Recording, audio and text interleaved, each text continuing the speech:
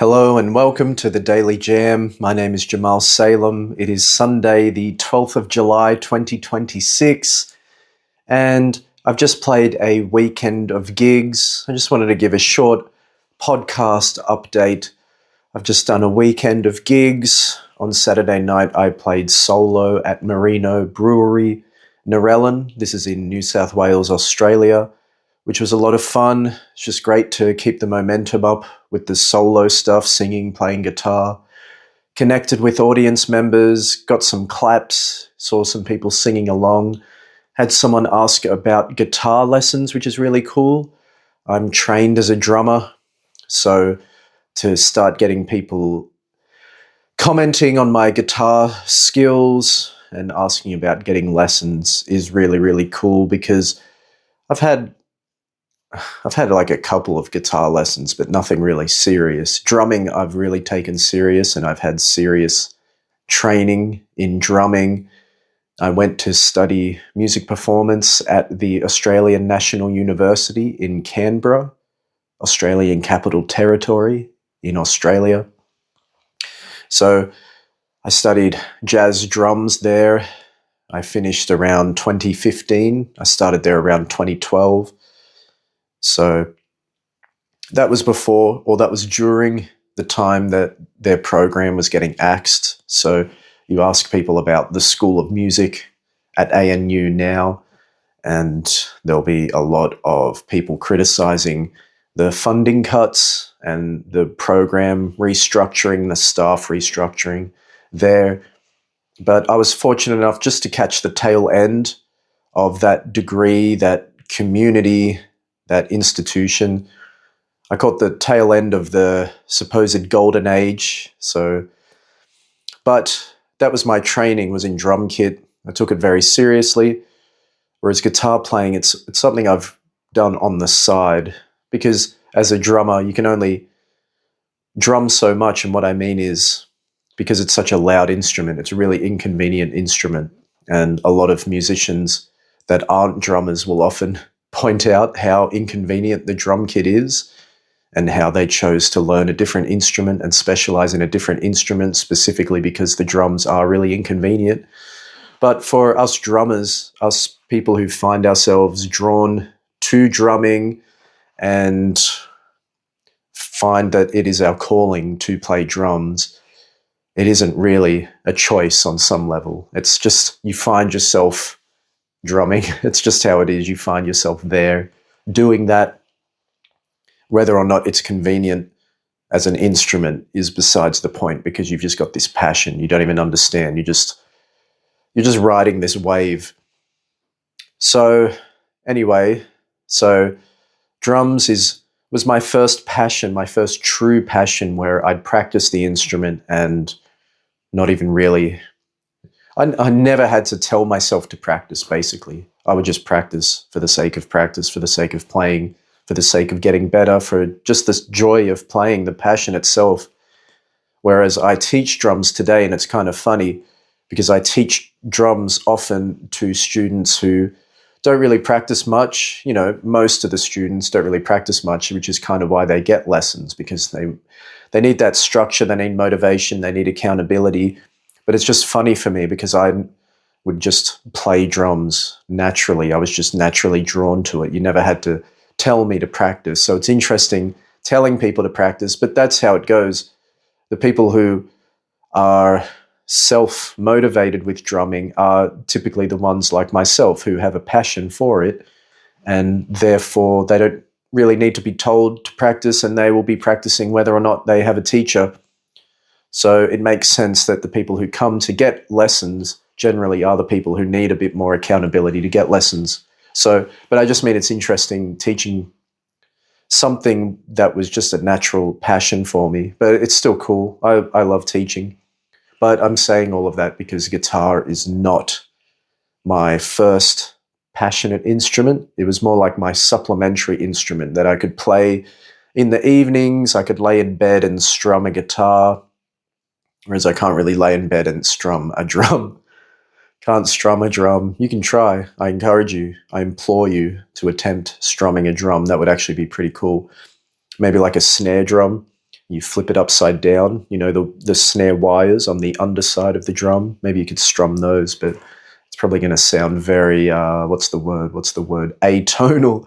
Atonal. It's not going to be pitched in terms of diatonic, Western diatonic harmony. So, but I digress. So guitar, just something I do on the side for fun, but I never saw myself as a serious guitar player. I know serious guitar players, and I am in no way, shape, or form on par with their ability, with their playing ability. But I've just sort of developed my own style. It's a very rhythmic style because of my drumming background. So I have a very rhythmic approach to playing guitar, but I'm very much a rhythm guitarist. I kind of lead with chords. I play like chords that I turn into kind of like a lead in the way that I rhythmically play the chords and certain notes in the chords. But I can't really solo. I can't like do solo melodies on the guitar. But I'm practicing, never say never. But so my point is, it's cool. It's kind of cool to have people ask me for guitar lessons, for people to compliment on my guitar playing. And I'll find at gigs, some gigs people really compliment on the guitar playing, other gigs people really compliment on my voice. And either one is just cool for me, again, because I'm trained as a drummer. So to get compliments on these two new areas of my life that I've been developing in the past 9 months is really, really cool experience. So that was Saturday. What was that, the 10th? The 10th of July, I think? Or was it the 11th? Anyway, it was yesterday. It was Saturday, last night. Merino Brewery. I played solo, and today played at Berry, Great Southern Hotel Berry, with the Tyler Hauptberger Trio, with TJ on bass, Tyler on guitar, and they both sing. They typically do song for song, and we are a trio, so I'm on drums, and I did a bit of singing as well, had the microphone set up. That's the goal, is to get us all doing harmonies, all singing, and we can each do songs. Today I did a Bittersweet Symphony, and those guys backed me up. It's really challenging singing and playing drums, not just the coordination aspect, and that's okay. That's like one element. You know, I can work on the coordination, but what I find challenging is singing when other people are playing the harmonic and melodic instruments, and I'm relying on them to support me with the harmony.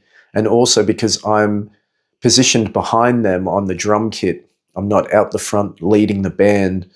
It's a different kind of challenge because I'm very much relying on them to look to me or to guide the song structure in some way. Of course, I'm playing the drums, so I can really loudly indicate if we're ending the song or if we're changing section. I can cut through with the drum kit. It's very sharp. It can really cut through, tell everybody where we are at. But it is still a different kind of challenge where my ear is relying on their playing the harmony, the other band members playing the harmony, playing the chords, and I have to sing to match the chords that they're playing. Because it's one thing if I'm in control of the harmony, of the chords with the guitar in my hands, and I'm connecting my ear with that sound and then connecting my voice with what I'm hearing with my ear. That's one thing, but to outsource that to other people, and as well, it's tricky because I don't usually have a foldback in these setups. So I'm also hearing the speakers, which will be either to the left or the right of me, and usually pointed somewhat in front of me, facing the audience, so facing away from me and in front of me. So I'm somewhat relying on the sound to like bounce off the walls, like the reverb off the walls of the sound coming from the PA speakers. So it's its own kind of challenge. But it was still cool doing a song like Bittersweet Symphony, nice and simple, 4 chords. But we'll have to see, you know, if we can get some other songs in there. But that's the challenge. And I find it challenging doing harmonies while drumming as well for those same reasons, because I can't really hear too well what I'm singing. and hearing the harmony, and then hearing, so when I say the harmony, like hearing the chords and hearing the lead vocalist melody and then singing a harmony on top, I actually have to rely on the feeling of how my voice feels.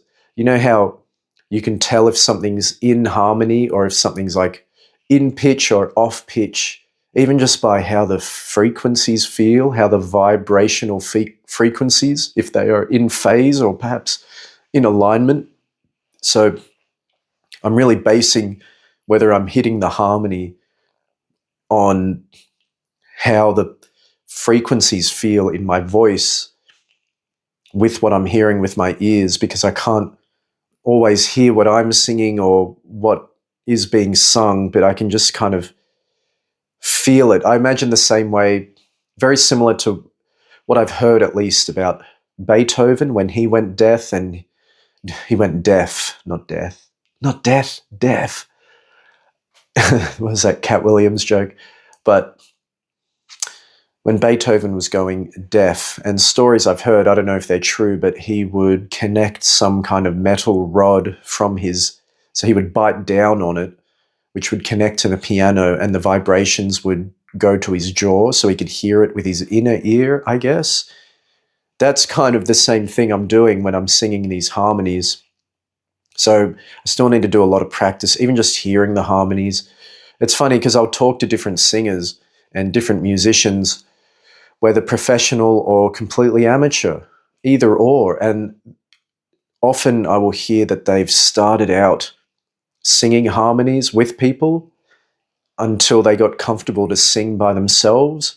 Whereas for me, I'm the opposite. I'm very comfortable singing by myself. But if I have to do harmonies, I've got to really, really, really practice. I've got to practice that a lot because I just can't hear it naturally. It does not come so naturally to me. Sometimes it does. It's really weird. I found earlier in the year, so I've gone sober, but earlier in the year I was drinking a lot, and when you're drunk, I don't know, the inhibitions go, and I could just hear these harmonies so clearly. I could just yell them, even without a microphone. I'd just be yelling them. But I think maybe I feel a bit more timid, and it's just kind of a bit more timid when I'm sober, and it's hard for me to hear the harmonies. It's really challenging. Sometimes I hear them loud and clear. Songs like Mustang Sally. All you wanna do is ride around, Sally. Ride, Sally, ride. I can hear that. I don't know if it's because it's such a familiar song. Maybe it's a familiarity thing. And even just, it's really cool. I'm learning very much on the job and just observing, hearing what the other guys who are very experienced, the other guys I play with in the band, they're very good with their harmonies, you know. It's also like which harmonies you sing. Sometimes it'll only be 2 words, and then you leave the other words alone in that line of words that you sing. So they'll just harmonize like half of the line and then leave the lead singer with the rest. So just getting a better sense of when to skillfully, stylistically do harmonies. It's actually really cool. It's actually really exciting, but definitely very much a challenge. Definitely very much a challenge for me doing harmonies. So that was cool, and I made a short video before talking about how I'll upload it soon, but just been thinking about how I feel like I'm constantly pushing my comfort zone, which is really cool. You hear that a lot, that is like a good thing to do, but it isn't exactly a comfortable thing because you're out of your comfort zone. It doesn't feel comfortable. Sometimes it can feel exhausting, like, do I really have to always be outside of my comfort zone? But I guess that's what life is. I guess that's what life is. That's what growth is, as they say, but that's what life is. But I guess my comfort zone would be just drumming. It would just be drumming. But then that would be very limiting as well. I guess I'd get bored of that, which is funny because I have a tendency now when I'm only drumming, and I made another video on this, but I'll watch the TV screens because I'm often playing bars, clubs, that kind of thing, and they'll put the footy on the TV screens. And I find myself, because a lot of the time the band will be facing the bar and the bar staff, and above the bar they will have TV screens with the footy playing. And so I just find myself sitting there drumming and just staring at the screens. And I couldn't even tell you like who's playing in the football games.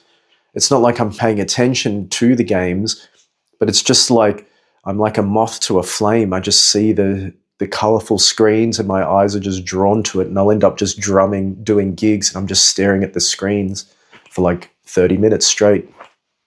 And then I'm like scanning around, but it like, making eye contact with the crowd and the staff. But I just find myself gravitating there, and I find it helpful because it gives me something to focus in on and zone out on. So then my body can just kind of get in the zone. I can get lost in the music, but I just kind of need something to stare off into. So it's kind of perfect for me. But it's funny, I went to the bathroom after our gig today, and someone was in the bathroom and he said, "Mate, great drumming today." And I was like, "Thank you." And he goes, "How much football did you watch?" And I was like, "What do you mean?" I kind of knew what he meant, but he goes, "Oh, you were just watching the football on the screens." And I was like, "Oh man, you caught me." I've started doing that. Started doing that this year, really. And a lot of musicians complain about playing in rooms that are full of screens everywhere because, it's not very, I don't know, what do you call it? It's not very spiritual to have that going when you're playing something like musical instrument and singing, bearing your soul, whatever you want to call it. But I actually don't mind the screens because I just sit there watching it. Drumming's very repetitive. I got to keep like a steady groove for long periods of time without getting excited and that kind of thing. So it actually helps if I can just stare off into a screen and my subconscious can take over and do the rest. The subconscious can do that. But anyway, it was funny just to get called out for that. Someone caught on to what I've been doing for like the past few months at these venues. But I don't know. I don't see it as such a big deal. It's either that or like I just keep staring at the same 5 to 10 people like 1,000 times. And you can only do that so much before it's like, all right, we've looked at each other. We've made eye contact so many times. So anyway, but like I said, I couldn't tell you who is playing in the football or what happened. I just see people getting tackled, and I don't know. I mostly notice like when the screen glitches out and it kind of looks cool. It's like a cool looking effect. But it's funny because I'm fully in the zone of the music too. But anyway, and another video I made tonight, which I may or may not upload, was just talking about, because I saw this clip of Mick Jagger from Rolling Stones. He was interviewed very recently, I believe. And he said something like, talking about how his stage persona is different to his real life persona, which I thought was interesting. But he made the point that you kind of need to have a big ego in the show business because you got to go on stage and be the star. And for me, like, that may be true, but for my experience, I find it hard to do that because I'm constantly in situations where I am out of my comfort zone. I'm like, okay, now I'm like, in the past 9 months, I've like learnt 3 hours of music for singing and guitar. And I've learnt more than 3 hours of music because I'm constantly learning new songs, because you realize what songs actually work and what don't and what people actually want to hear. And there's different demographics and different situations for songs, and you want to keep learning songs. Like, you can learn a whole bunch of songs and sit on them for a bit, but eventually if you go back to the same venues, you want to kind of learn new songs, and you kind of want to just do that to keep yourself motivated and inspired. You want to keep learning songs. So that's already like out of my comfort zone. And then now I'm like singing and drumming, which, as I just explained, is completely out of my comfort zone. Again, my little nook is just drumming. So I'm also like teaching piano, I'm teaching guitar. Again, my comfort zone is teaching drums. So constantly in these new situations. I'm sure you can relate in whatever profession you're in or whatever job, the amount of jobs you've probably worked, and just finding yourself, oh, okay, now I'm this role. Oh, now I'm this. Oh, now I'm this different thing. I never thought I'd be here. Constantly just out of your comfort zone. So I actually find it hard to maintain this like persona, this kind of big ego in show business, like being a performer, because I constantly feel naked and exposed. I constantly feel like I'm a beginner. But I get what he means. Like when I perform solo acoustic, it's like this MC comes out of you, this kind of presenter voice comes out of you, this actor, this role, but not in an inauthentic way, just as a mediator between you and the audience, and you're hosting the event, you're hosting the evening. So I can relate on that level, but that's what I find is like, I feel like I'm constantly a beginner, constantly naked. So anyway, and that's part of the reason I gravitated towards software. So if you've seen my metronome app, JAMETRONOME, which is in development, I'm sure you've heard already, but it's you can find it at jamalsalem.com.au/JAMETRONOME. You can find the link in my link tree. Just go to my website, Jamal Salem, JamalSalem.com.au/JAMETRONOME, like jam, metronome, JAMETRONOME. One word, JAMETRONOME. And that came about, well, after COVID lockdowns. I decided that I had to, maybe I've already explained a bit of it, but I felt like, well, as a musician and a music tutor, if all the venues shut and all the and the schools shut, so I can't teach at the schools, and now I'm like doing all my teaching online, but mostly if the venues shut and the schools shut, how am I meant to keep earning money? So I thought, okay, maybe that's, and I also, so my mum passed away 6 years ago as well during COVID, and I had a relationship fall apart. So it was all these factors, and I'm like trapped in my unit alone because it's lockdown. You can't go anywhere. And I just thought, okay, maybe that's the end of the music career. And it's funny, like I just finished a tour. I was playing drums for my friend Tate Sheridan from Sydney, incredible pianist, piano player, songwriter, singer-songwriter from Sydney, who I met at the Australian National University at the School of Music. He was in the same jazz program. So I was his drummer, and we did a tour opening for Elton John for 12 of his concerts, the Farewell Yellow Brick Road tour in Australia, particularly the east coast of New South Wales and Victoria. Not the east coast of Victoria, but we played a few vineyards, wineries in Victoria, and mostly like the north coast, or I should say the central coast, north and central coast, north-ish coast, central coast of New South Wales, places like Bathurst as well, Albury. I think Albury. Can't remember now. I swear we played Albury.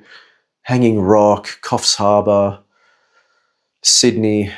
So, but came off that great tour, and then as soon as that finished, COVID lockdowns happened, trapped in the unit, had a relationship fall apart, and then my mum passed away.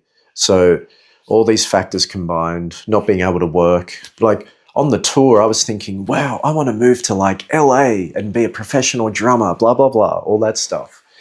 And it was just like, bow, denied, access denied, rethink your whole life, rethink your career.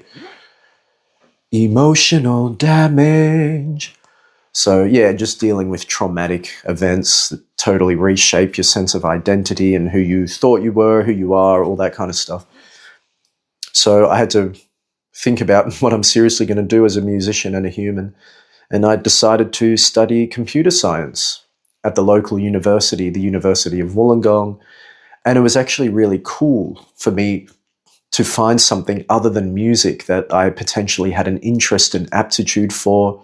I'd always played, like video games since I was a kid, back in Sega Mega Drive days, Super Nintendo, Nintendo 64, PS1, PS2, GameCube, PSP, PlayStation Portable, and some various PC games. I'd go to internet cafes with my friends, and we'd play Counter-Strike and whatever else. We used to play this Dragon Ball Z game that was like it was like a mod of the Half-Life engine. Games like TA, Total Annihilation, Battlefield 1942, Battlefield Vietnam. Anyway, really big into games, and I actually do like mathematics, even though I completely lost interest in schooling in my teen years because I discovered music. I fell in love with music, and I joined a band very quickly after I found the drum kit.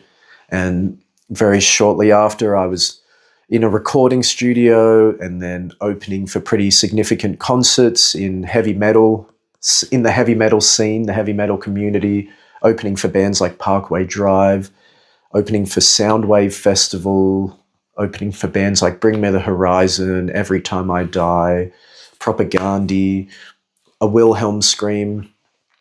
So schooling, to me, just my grades plummeted because I was obsessed with music. And so I forget how I got here, but basically that's right. I didn't think I was smart at anything. I thought I was a dumb person who just could play drums or whatever. And so it was actually a really cool experience to learn that I do enjoy mathematics. Like, out of all the possible things that are out there to study, I thought, well, I don't mind maths, and software interests me. I mostly was interested in engineering, but I had to make a decision between computer engineering, which is like kind of like electrical engineering, computer engineering, or computer programming, like software. And I chose software because I also have an interest in philosophy. I actually have a minor in philosophy, for whatever that's worth, from the Australian National University as part of my music degree. I have a minor in philosophy. I enjoyed the philosophy subjects. Things like logic, I love logic. So computer science was the meeting place between maths, engineering, and philosophy. So it was actually a great relief to find something else that I was potentially interested in on an intellectual level. So that was actually like an awakening of sorts, and I started studying. I got to do a trip to China through my university program for 2 weeks, which I loved. I stayed in Xi'an, Xian, or Xi''an, Xi'an. Loved it so much. It's felt like a second home to me. It's got this like cultural heritage. The terracotta warriors are nearby. The whole city, it's surrounded by like an ancient wall. It's like this fortified wall, this ancient wall. So they refer to Xi'an as, it's a bit more inland as well. It's like the Canberra of China. And they refer to it as somewhat being between, it's like it has 1 foot in the old world and 1 foot in the new world. By the new world, I just mean digital technology. You walk down the street and you see little food markets and stalls, and they've all got QR codes. So even like a little market on the side of the street, they'll have like a QR code, and you pay with QR codes. So it's this like dichotomy of the old-fashioned world, but with like the hyper digital technology. So I loved that whole experience, traveling to China, and I actually met a lot of people through music, had some cool musical experiences, got to play some traditional Chinese instruments, and I found a piano like down the road at a music tuition school, just like 200 meters down the road from where we were staying. So I'd go there each day, it would help me stay sane. I'd just like play a bit of music and sing. And I actually met a girl who I forgot. I haven't shown anyone the video, but this lovely girl was like so amazed by me singing. They must have thought I was famous or something. And she actually sung me a song, and I filmed her singing it. And anyway, so I just met lots of really cool people through music. I'd love to go back and do even like a music education tour of China or something like that, and just go to schools. Oh, and the people, oh man, the people are so lovely there. And because I'm a Westerner, and they can tell if you're not Chinese, and they actually love Westerners because the whole population looks Chinese. So anyone who doesn't look Chinese, they treat like a movie star. Like they just come up to you and like want to take photos of you and with you. And I remember going to this museum as part of one of the universities there, and there was like a whole class of, I swear it was like kindergarten kids, Chinese kids, on this tour of this museum, and they kind of walked past us. And then I think they asked the teacher if they could like get photos with us, and they came like running and screaming back. And they had these cameras on their watches, and these freaking digital watches with like cameras, smartwatches, I guess. So I'm getting selfies. I feel like Michael Jackson. I'm getting selfies with like 30 kids, just one by one, getting selfies with them. Such a cool experience. I can't wait to go back. So that began my journey of software, which led me to developing JAMETRONOME, which is in progress. Please let me know any features you'd like to see in my magnum opus metronome. But so another motivation was developing the JAMETRONOME, and going into software was for my temperament, because I'm very introverted, very, very shy, even though I may not seem it on camera or whatever when I perform. And it's ironic because I am a performer. I go on stage and do things that would make a lot of people who are extroverted perhaps feel uncomfortable to do if they're not familiar or not used to going on stage in front of people. But I can go on stage and it's fine. But I just have some form of like deep social anxiety that sometimes I think is gone. Sometimes I think I've like healed it, and then it just comes back with vengeance, baby. So, and that could be really challenging, especially in music, because you have to be very outgoing in music, even on a networking level. I guess like anything in life, you have to network with people, and it's about how people feel working with you. You know, they want to work with people who they like to be around. So if you're shy around some people, it can be really challenging as a musician, or I guess whatever profession you're in. But that, again, was another reason why I chose software, was because I felt like that would be perfect for my introverted nature. I could potentially code software, code apps, code games from home, and not worry so much about the socialization aspect. If anything, there'd be other people like me with really, really severe social anxiety, social awkwardness, that kind of thing. So that was another major motivation, because I would very much like to hide a lot of the time, even though it's funny because I put myself out there a lot. And the JAMETRONOME app that I'm developing actually received like a lot of attention. I think it's got like 80,000 views on Instagram right now, and like 7,000 likes or something like that, which nothing I've ever posted ever in my life has ever reached that many people. And it totally freaked me out for a week or two. But now I'm just over that initial thing. I just wasn't expecting it. But it very much made me want to hide in a little hole and not see any humans ever again. But I'm getting over that now. I was considering not even doing talking videos anymore, even like this. But I think I'm pretty much over that. Just had to reconnect with who I am and not worry about judgment or anything like that. And just being true to oneself, speaking from one's authentic voice, all that kind of stuff. I just found it very daunting when I put something out there and it just received such recognition. I think I was just comfortable putting videos out there that would get like 100 views, maybe 1,000 some days. But I just wasn't expecting anyone to ever really discover what I'm doing. So I think it just really like it felt like a light was just beaming on me, and I just wanted to hide in a little hole. But yeah, I'm just sharing that just in case anyone experiences shyness and social anxiety and that kind of thing, just to know you're not alone. I go through it. I'm going through it right now. Again, even if I seem outgoing, it's just because I can put on this voice like a presenter. I can present myself, but I really struggle. Like if I have to go somewhere that isn't to do with me playing music, so if I have to go somewhere and I don't have like a specific purpose as to what my role is there, I freak out. And it's not that I freak out, it's more that I just really don't like the feeling of that experience. I find it excruciating. It's just like an excruciatingly uncomfortable experience. Now, it's fine. I think it's fine once I'm talking to someone and I'm like engaged in the thing, but it's like the anticipation of it and me standing there.